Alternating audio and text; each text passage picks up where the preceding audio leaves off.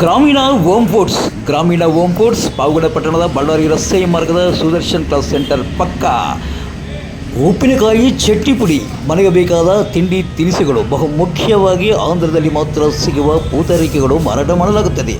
ಬನ್ನಿ, ಹಿಂದೆ ಭೇಟಿ ನೀಡಿ ಅತ್ಯಂತ ಕಡಿಮೆ ದರದಲ್ಲಿ ಎಲ್ಲ ತಿಂಡಿ ತಿನಿಸುಗಳು ದೊರೆಯುತ್ತವೆ.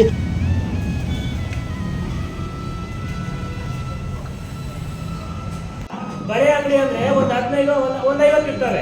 ಈಗ ನೀವು ಹೇಳಿರೋ ಪ್ರಕಾರ ಅದೇ ಪ್ರಕಾರ ದರನ ಫಿಕ್ಸ್ ಮಾಡಿ ವಸೂಲಿ ಮಾಡಬೇಕಂದ್ರೆ ನಾವು ಎಷ್ಟಾಗ್ಬೋದು? ಜಾತ್ರೆ ಪೂರ್ತಿ ವಸೂಲಿ ಮಾಡಿದ್ರೆ 15,000ರಿಂದ 30,000 ರೂಪಾಯಿ ಲಾಸ್ಟ್ ಆಗುತ್ತೆ ವಸೂಲಿ ಅಷ್ಟೇನೆ. ಈಗ ನಾವು ಇಲ್ಲೇನ್ ಮಾಡ್ತಾರೆ ಆ ಸರ್ವೆ ನಾನು 50 ಲಕ್ಷ ವಸೂಲಿ ಮಾಡ್ಬಿಡ್ತಾರೆ. ನಾವು 1 ಲಕ್ಷ ರೂಪಾಯಿ ಹರಾಜಾಗಿದ ಮೇಲೆ ನಾವು 1 ಲಕ್ಷ ವಸೂಲಿ ಮಾಡಲೇಬೇಕು. ಅವಾಗ ವಸೂಲಿ ಮಾಡಿ ಪ್ರಕಾರ ಮಾಡಿದ್ರೆ ಡಿಸೆಂಬರ್ 26ರಂದು ನಡೆಯುವ ಪಾವಗಡ ತಾಲೂಕಿನ ಸುಪ್ರಸಿದ್ಧ ಅಂತ್ಯ ಸುಬ್ರಹ್ಮಣ್ಯ ಸ್ವಾಮಿಯ ಜಾತ್ರಾ ಮಹೋತ್ಸವದ ಅಂಗವಾಗಿ ಬುಧವಾರ ಪಟ್ಟಣದ ತಹಶೀಲ್ದಾರ್ ಕಚೇರಿಯಲ್ಲಿ ಕರೆದಿದ್ದ ಜಾತ್ರಾ ಮಹೋತ್ಸವದ ಹರಾಜು ಪ್ರಕ್ರಿಯೆ ತೀವ್ರ ಗದ್ದಲ, ಗಲಾಟೆ, ಆಕ್ರೋಶಗಳ ನಡುವೆ ಆತಂಕ ಸೃಷ್ಟಿಯಾಗಿತ್ತು. ಕೊನೆಗೂ ಪಾವಗಡ ಪೊಲೀಸ್ ಠಾಣಾ ಸಿಪಿಐ ಸುರೇಶ್ ಮತ್ತು ಪೊಲೀಸ್ ಮಧ್ಯಪ್ರವೇಶಿಸಿ ಗಲಾಟೆಗಳನ್ನು ತಿಳಿಸಿ ಕಂಚೆ ಹೊಡೆದರು.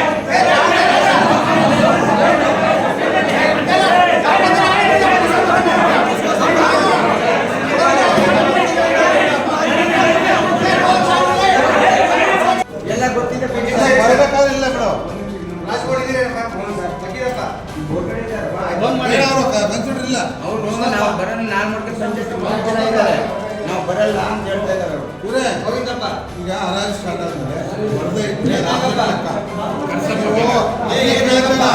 ಅದನ್ನೇ ಕೇಳಿದ್ದು ಷರತ್ತುಗಳು ಇರುತ್ತೆ, ಅದಕ್ಕೋಸ್ಕರನೇ ಹಿಂದೆ ಇದ್ರು ಹರಾಜು ಅದಂಗಾಗುತ್ತೆ. ಸರ್ಕಾರದ ನಿಯಮಾನುಸಾರ ನಾವು ಹರಾಜು ಪ್ರಕ್ರಿಯೆಯನ್ನು ನಡೆಸುತ್ತೇವೆ ಎಂದು ತಹಶೀಲ್ದಾರ್ ವೈ ರವಿ ಅವರು ಬೆಳೆದಾರರಿಗೆ ಸೂಚನೆಯನ್ನು ನೀಡಿದರು.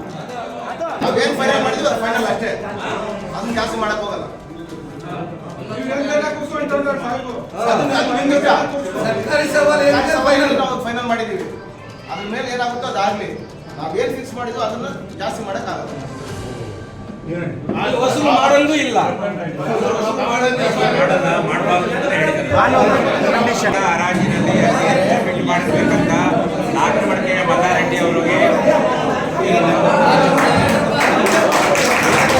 ಬಿಡ್ಡನ್ನು ಮಾಡಿರ್ತಕ್ಕಂಥ ಮುರಳಿ ಅವರಿಗೆ ದೇವಸ್ಥಾನದ ವತಿಯಿಂದ ಆಶೀರ್ವಾದಪೂರ್ವಕವಾಗಿ ನಾವು ಪ್ರಸಾದವನ್ನು ಕೊಡ್ತಾ ಇದ್ದೇವೆ. ಒಳ್ಳೆಯದಾಗಿ ಹೋಗ್ತಾರೆ.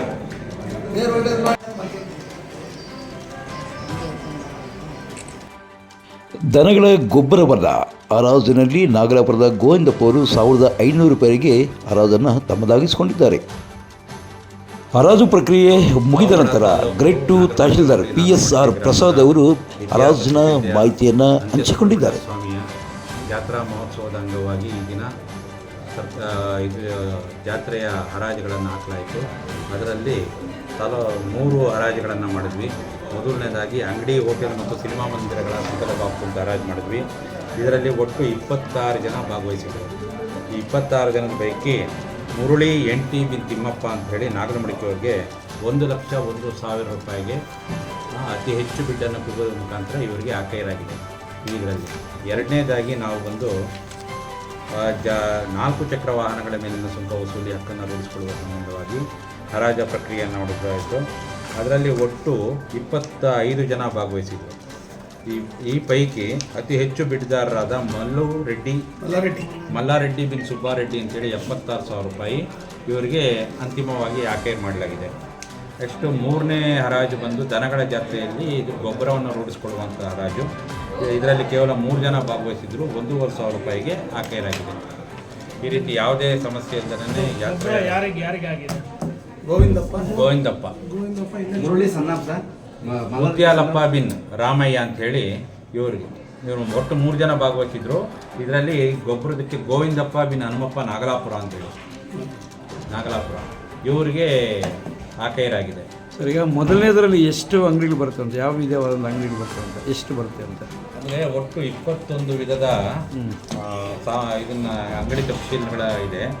ಈಗಾಗಲೇ ಇದು ಮಾಹಿತಿ ನಿಮಗೆ ತಿಳಿಸಿದ್ದೀವಿ.